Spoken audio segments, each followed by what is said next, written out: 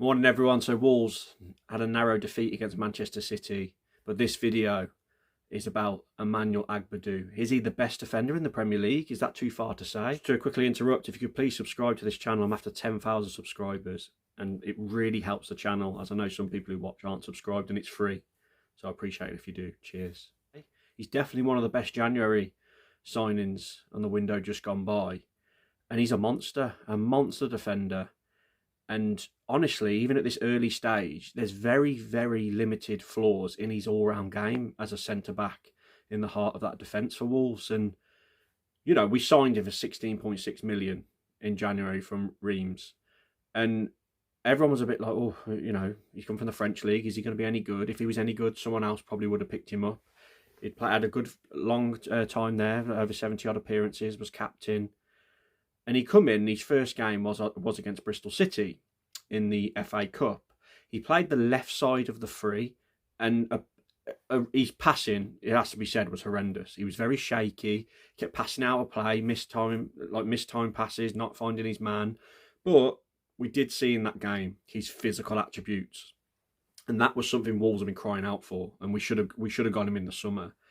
And there's no secret why. This second half of this season, he has been a huge part in our success under Vitor Pereira, and we're leaking half the goals the second half of the season as we was the first half of the season. And one of the main reasons is because of Emmanuel Agbadou. After a couple of appearances in January, he then started to play in the heart of the defence. And even early on, I put out a tweet saying, "Oh my God, this bloke's incredible, Rolls Royce." And if you look into his stats, he's played 9 Premier League games now for us and 2 FA Cup games. And you look at them, and particularly the bottom ones there you can see on the screen, everything's pretty much incredible, apart from aerial duels, which when I think of him, like going up for headers, I'm not thinking to myself, oh my God, he does always lose aerial duels. I think a lot of his stuff is because he's so intelligent, he just wins it like on the floor anyway. He's not like an old school defender that's just smashing headers out every 2 minutes. A lot of his stuff's interceptions and getting the ball, picking it up and whipping out amazing diagonal passes like Cody used to do to our wing backs. Sometimes they don't come off, but a lot of the times he does drive forward the ball and try and find progressive passes. And he is, anyone who has a one-on-one run with him, he comes out on top most of the time. His upper body strength is incredible.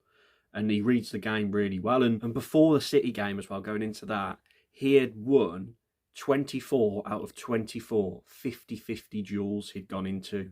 That stat is incredible. And at times when you're watching him, it almost looks too easy for him. Like, he's just like, Bolly used to be the same when we had Willy Bolly back in the day. When a defender's that physically much bigger, quicker and better than the strikers around him and read the game better, sometimes their concentration levels drop every now and then. That's probably another little weakness he's got. But obviously, it's early days. He'll improve on that in the Premier League as time goes on. And I've just got so much plaudits for him. And honestly, there is a shout from a lot of people, not just Wolves fans, that he is one of the best defenders, centre-backs in the Premier League at the moment.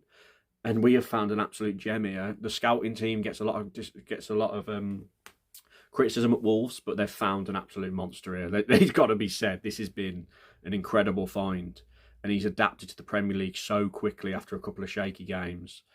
And what would we do without him? When he got injured in that little spell around January, February time, and he's out for like 2 or 3 games, we missed him massively. And then he come back in, and that's when this run started. We drew against Everton 1-1, then we go on those 6 games winning streak, and a huge reason for that is because Agbadou is in the heart of the defence. He's improved players around him.